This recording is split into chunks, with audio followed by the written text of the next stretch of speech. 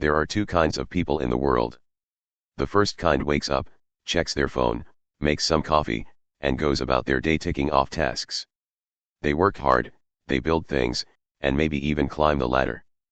But at the end of the day, something feels off. Something's missing.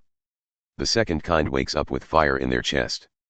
They are not just working, they are building something they believe in. They are not selling products or ticking boxes, they are telling a story with every move they make. People want to follow them. Work feels like a mission. And life, even with its chaos, feels aligned. The difference between these two people is not talent. It is not intelligence. It is not luck. The difference is that the second kind knows why they do what they do. That single word why has the power to split an ordinary life from an extraordinary one. It turns a struggling business into a movement. It transforms a manager into a leader. And it changes the way we look at ourselves, our work, and our world. Simon Sinek spent years trying to understand why some leaders, teams, and organizations inspire while others only operate.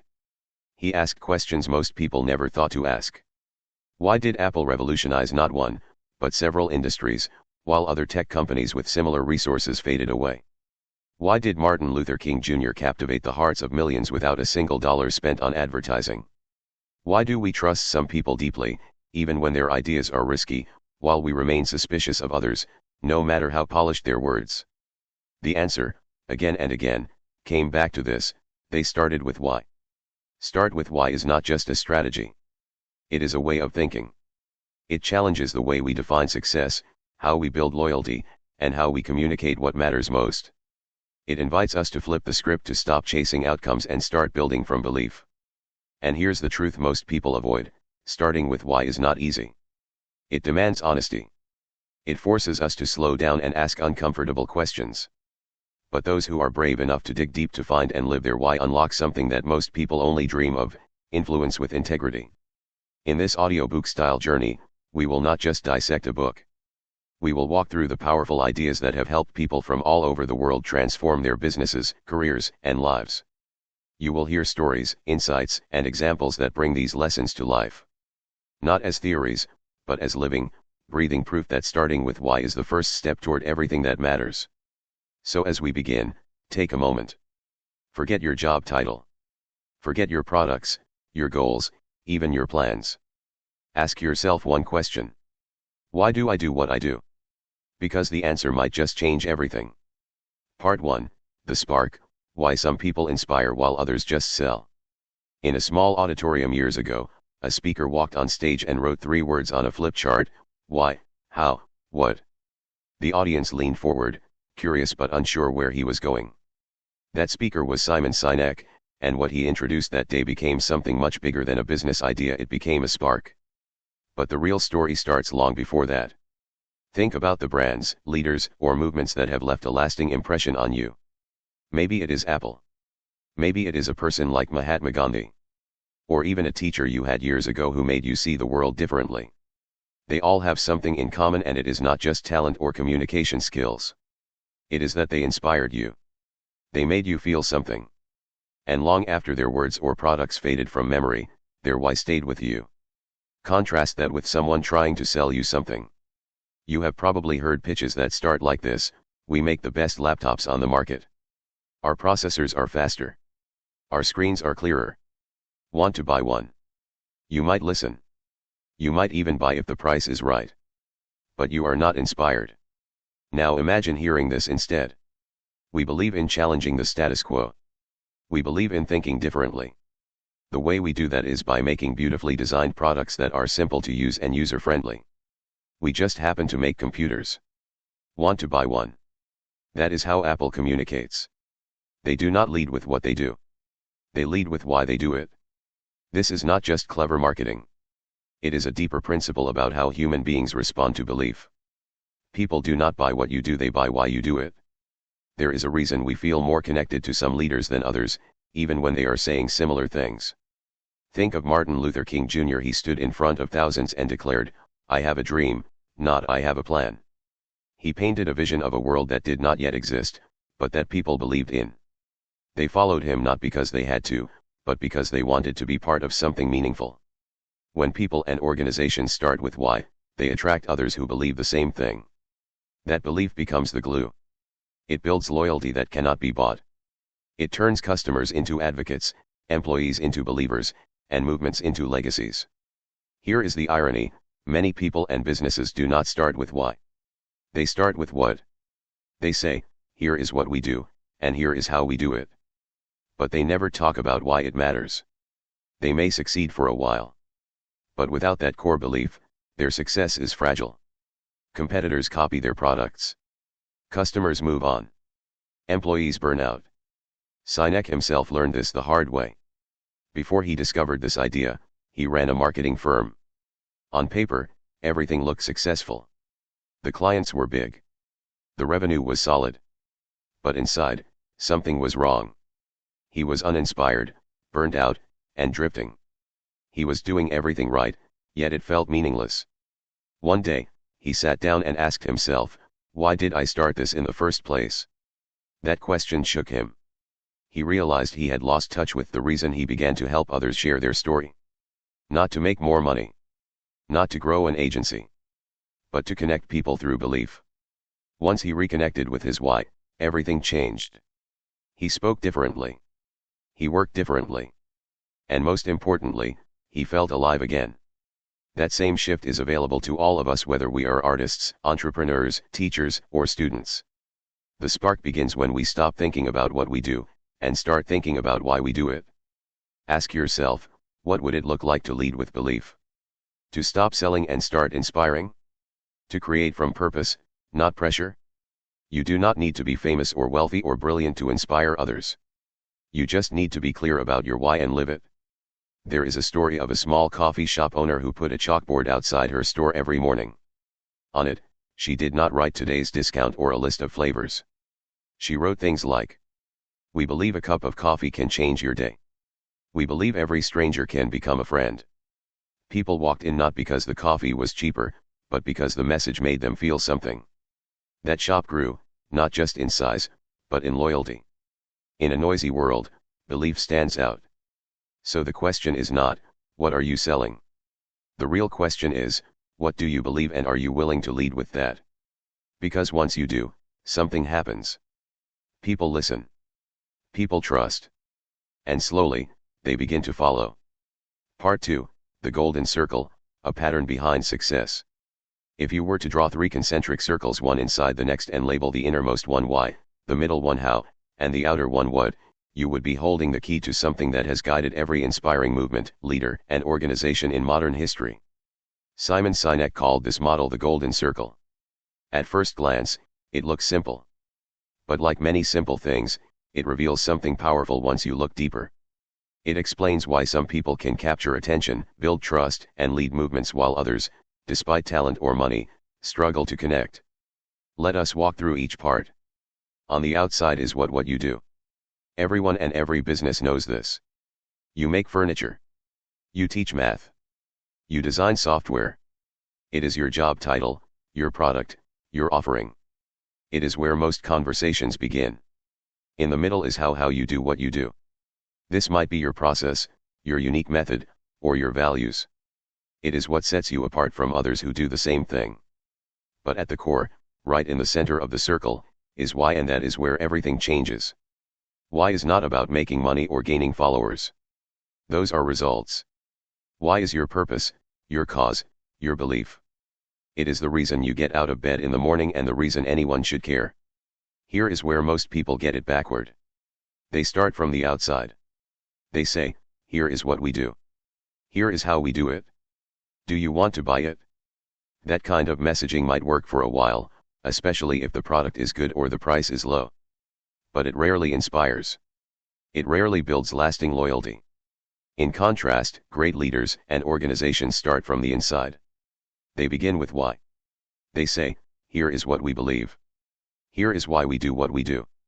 And oh, by the way, this is how we bring it to life, and this is what we offer.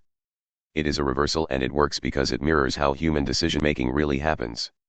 You see, the limbic brain, the part of our brain that controls decision-making, does not respond to facts or figures. It responds to feelings. It is where trust and loyalty live.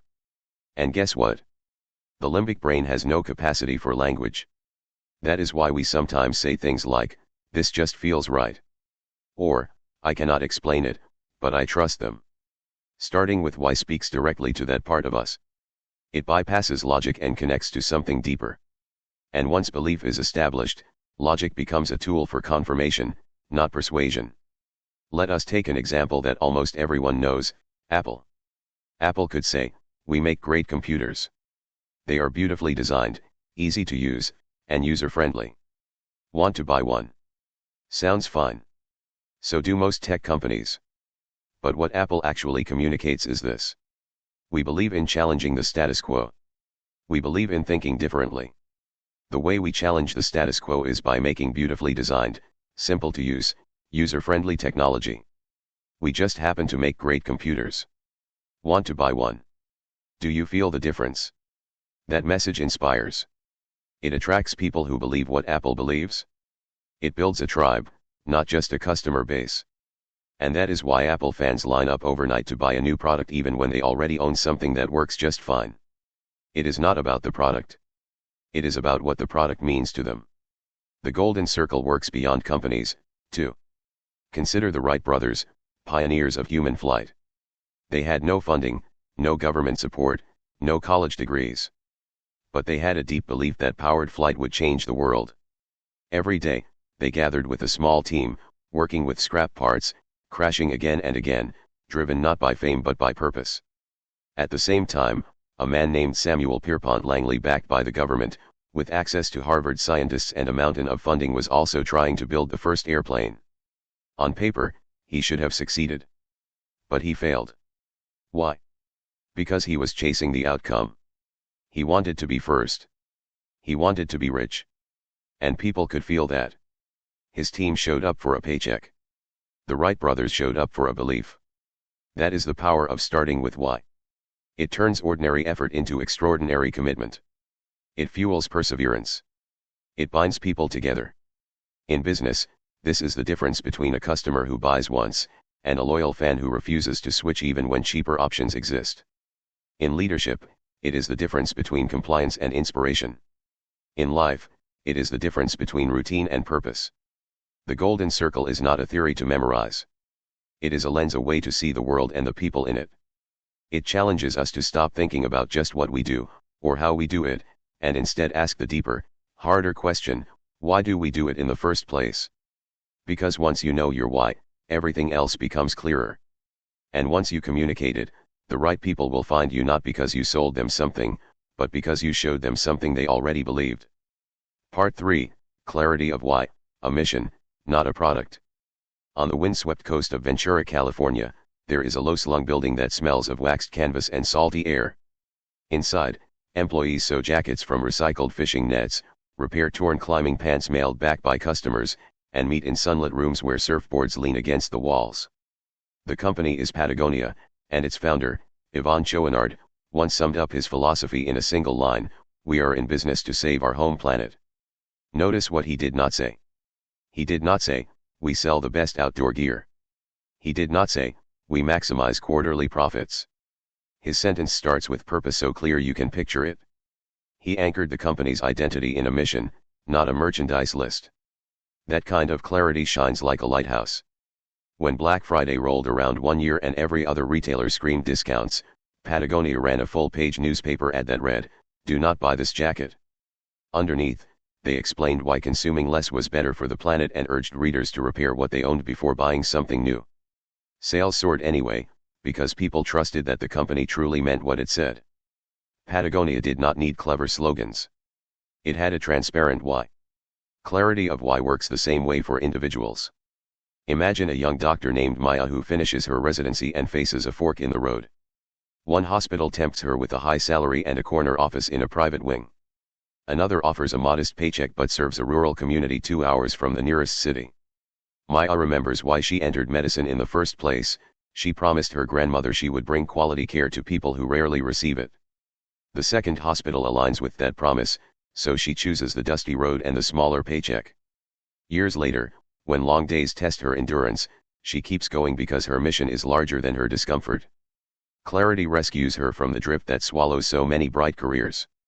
When leaders lack that clarity, something strange happens. The public senses the fog even before the balance sheets do. Look at the fall of Kodak.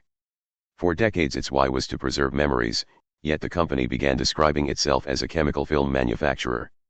Instead of embracing digital photography which preserved memories better than film ever could, Kodak clung to the product that once made it rich. The mission became the merchandise, and the company withered. Its fate reminds us that a product is only a tool. The mission is the compass. Lose the compass and every successful quarter simply drifts you farther off course. Clarity of why does not mean writing an inspirational sentence and hanging it in the lobby. It means embedding that sentence in decisions large and small. During the early months of the COVID-19 pandemic, countless restaurants closed their doors, but one tiny bistro in Rome survived by doubling down on its purpose. The owner, Luca, believed food is a language of comfort that should never be silent, especially in crisis. He turned his dining room into a soup kitchen during the day and live-streamed pasta classes at night. The revenue from those classes kept his staff paid, and the meals he gave away kept his neighborhood fed. Customers who had never set foot in Italy ordered gift cards simply because Luca's why resonated with their own desire to help. Clarity invited loyalty from thousands of kilometers away. Some people worry that speaking their why out loud will chase away customers who disagree. The truth is the opposite.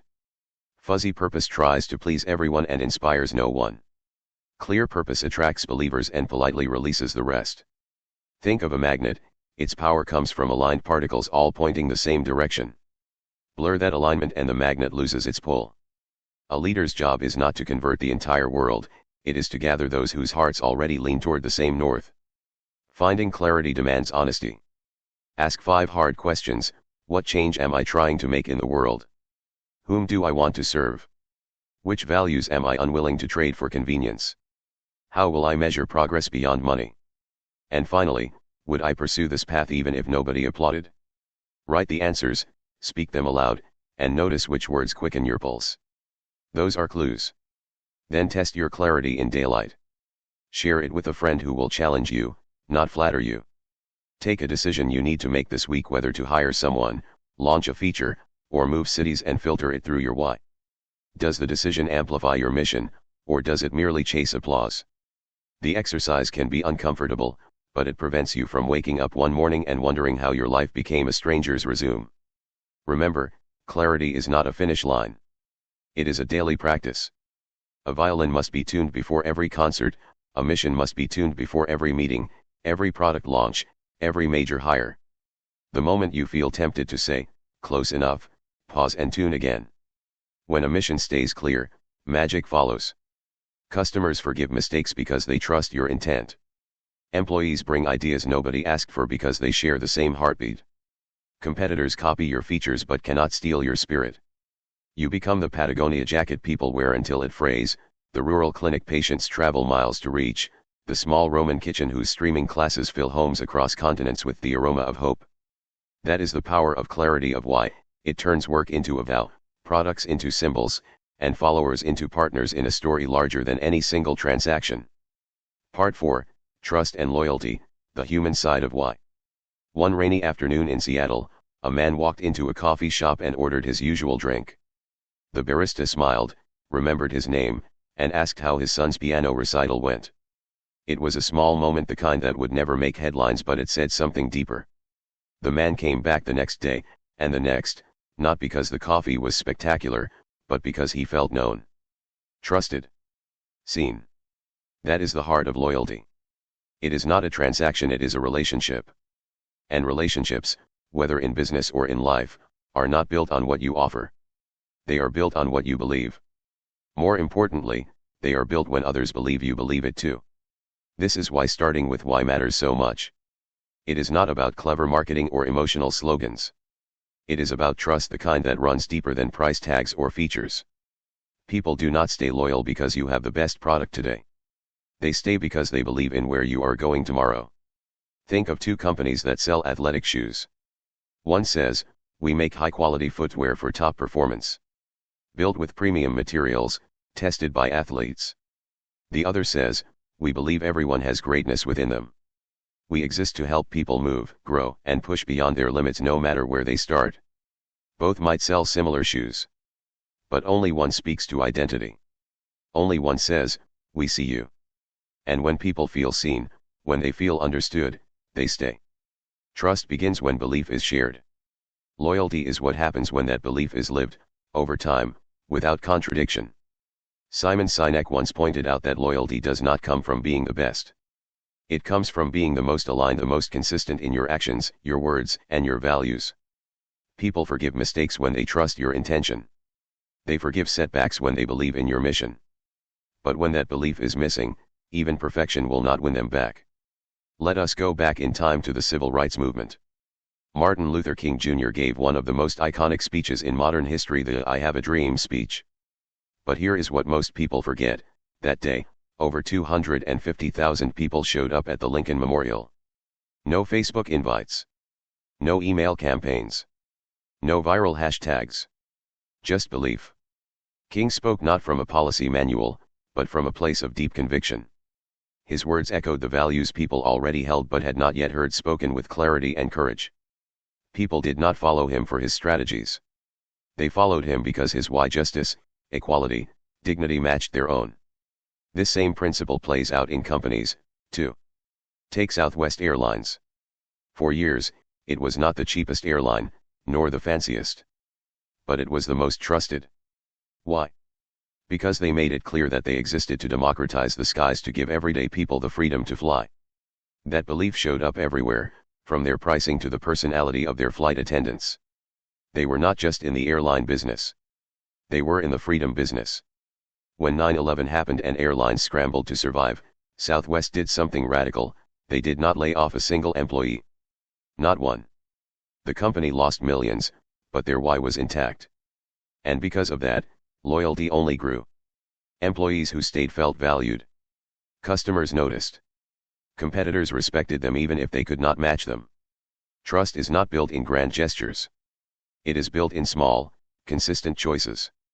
It is built when a company says, "This is who we are," and then actually lives it. It is built when a leader says, "You matter," and then listens when no one is watching. It is built when your why is more than words, when it shows up in hiring decisions, in product design, in how you treat a frustrated customer on a Tuesday afternoon. And here is something people often overlook: trust and loyalty are emotional. You cannot logic your way into someone's heart. You earn it by aligning what you say with what you do, again and again. This is why manipulations like discounts, fear, urgency might get you a quick sale, but they will not win you a tribe. Manipulation relies on pressure. Inspiration relies on belief.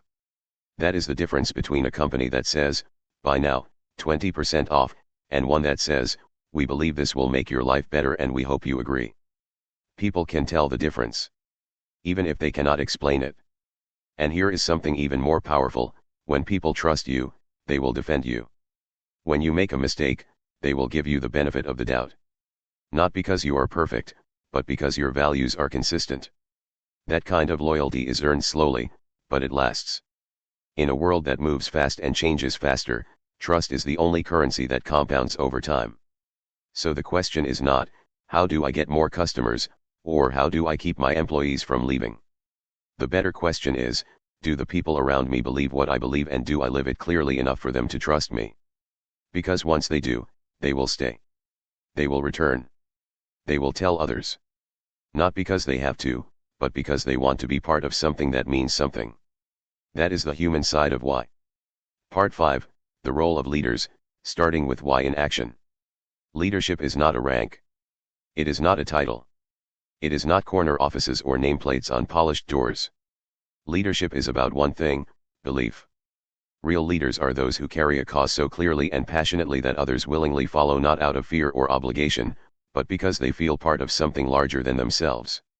The best leaders do not start by telling people what to do. They start by reminding people why they are doing it in the first place. Let us go back to a moment in history: the early days of Apple.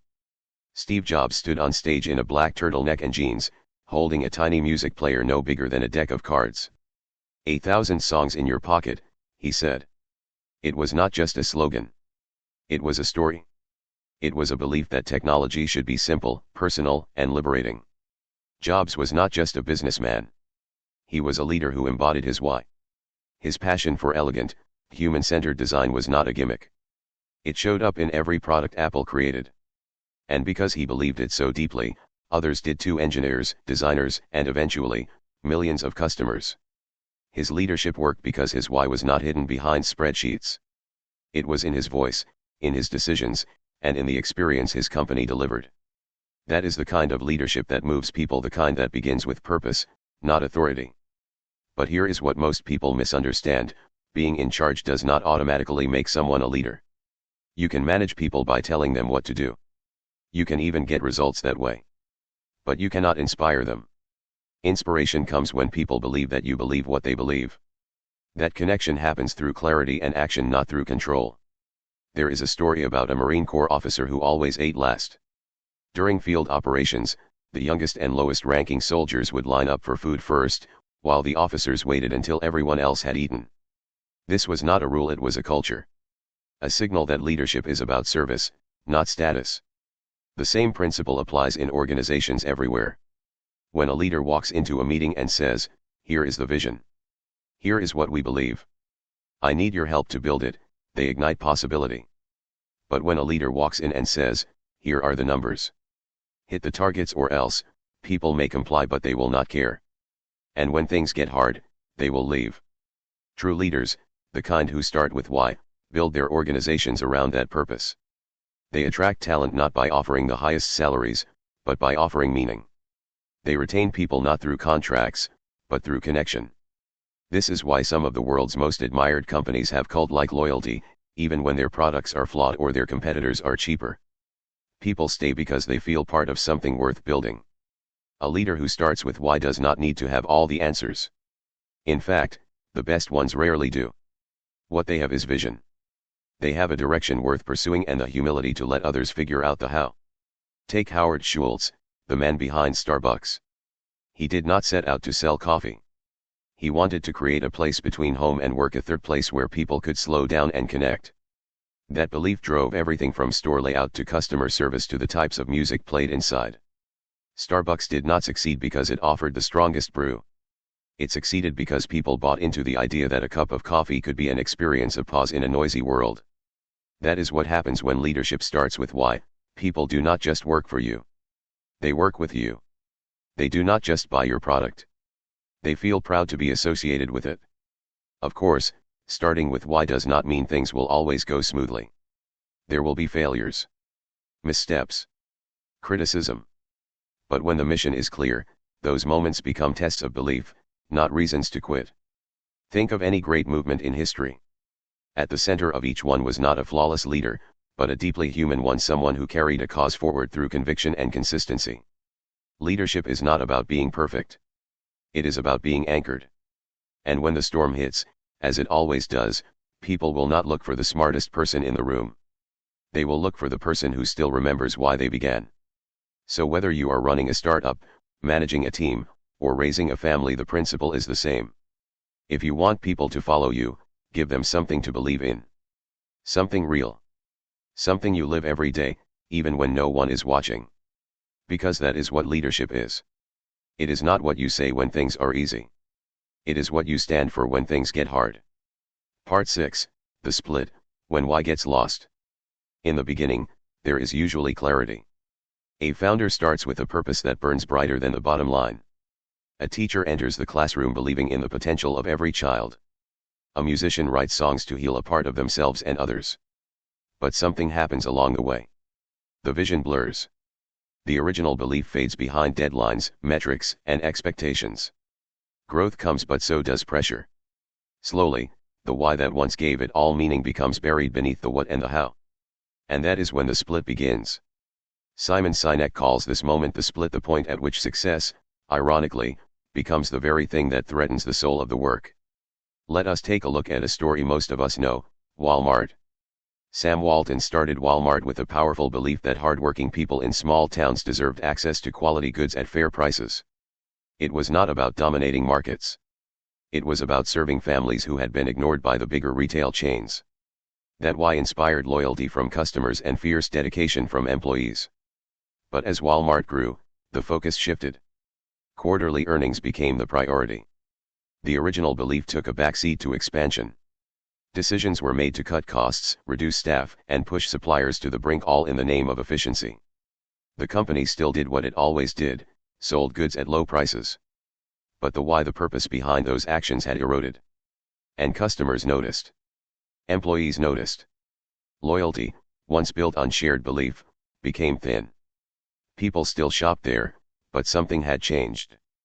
The spark was gone. That is the danger of the split. It does not always arrive as a dramatic crisis. More often, it sneaks in quietly through small compromises, forgotten principles, and pressure to keep up with competitors. One day, the work feels meaningful. The next, it feels mechanical. The story loses its soul. This happens in careers, too. A young artist starts painting to express truth.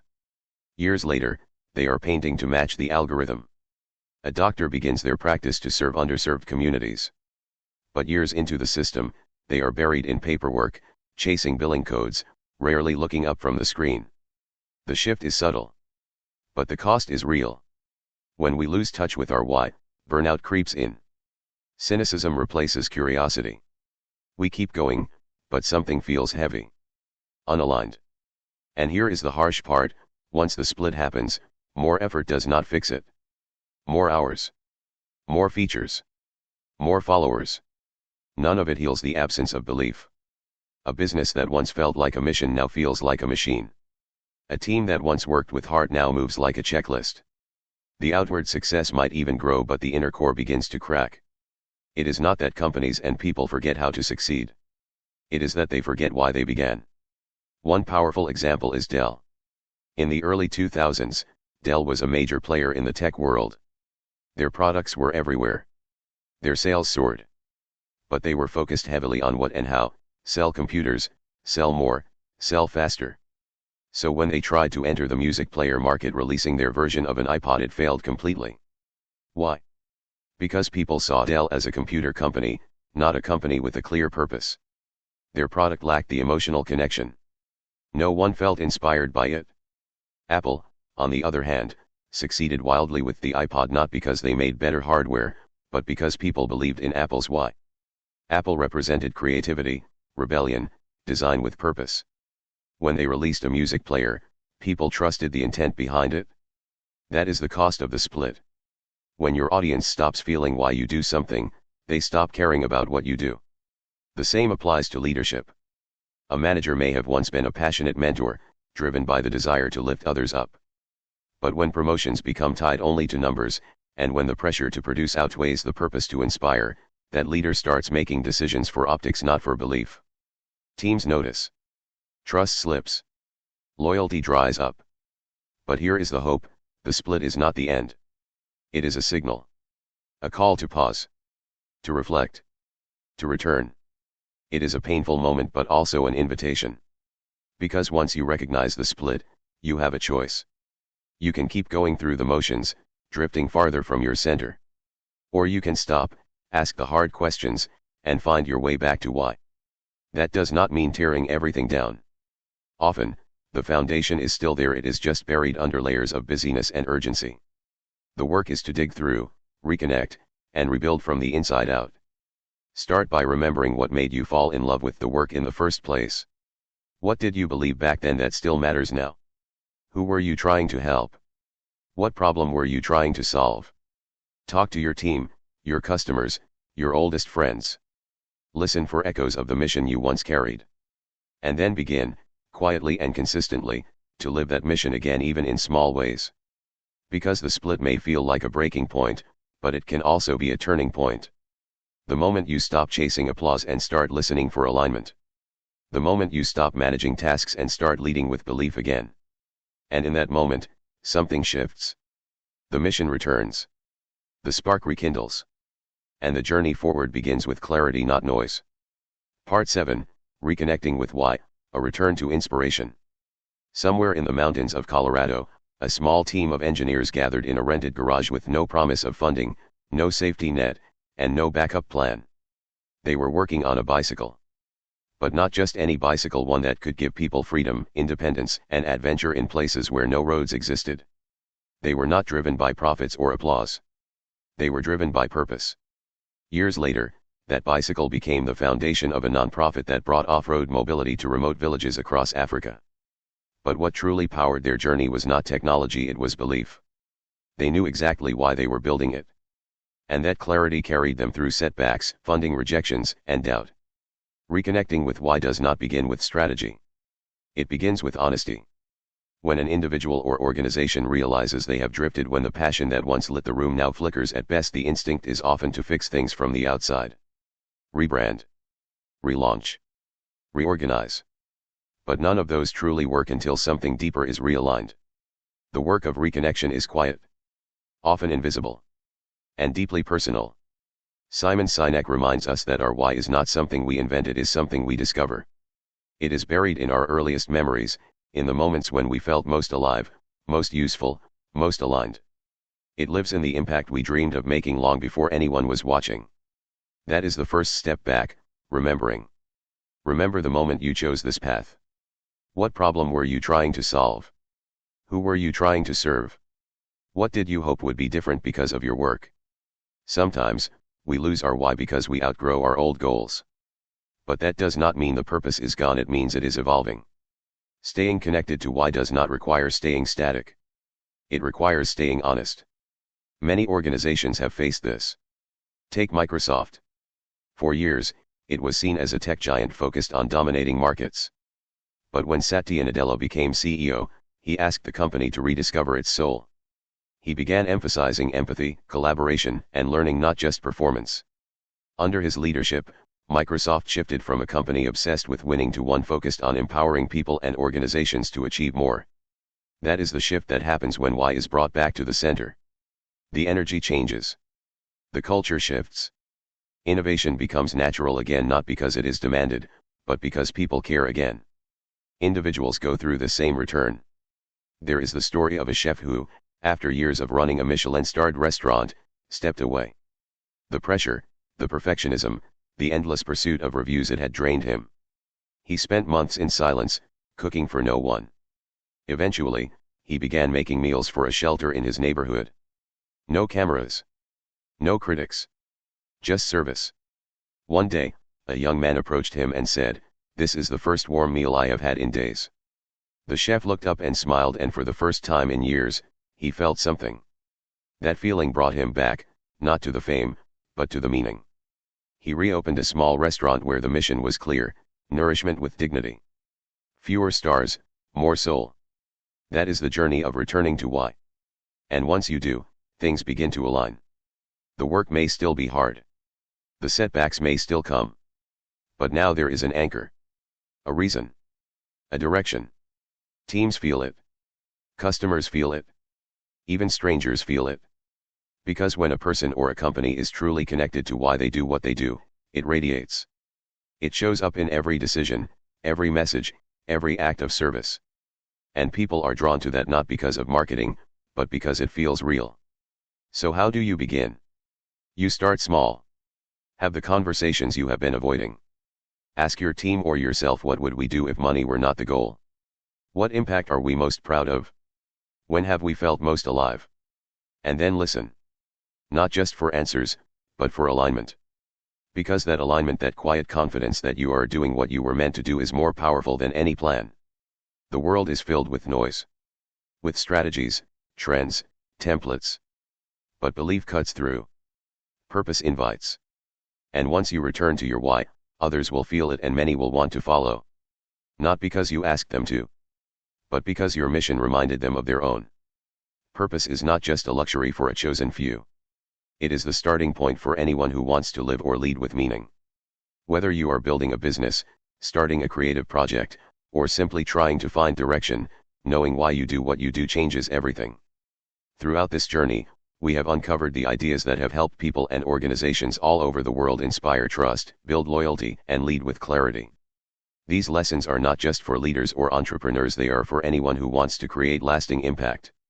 Here on Books Arena, we believe in bringing powerful books to life not just through summaries, but through storytelling. If this message resonated with you, if it gave you a new perspective or helped you reconnect with your own why, consider subscribing.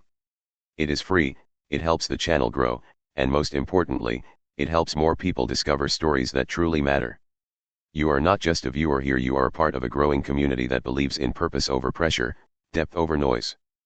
Thank you for spending your time with Books Arena. Now go out there and start with why.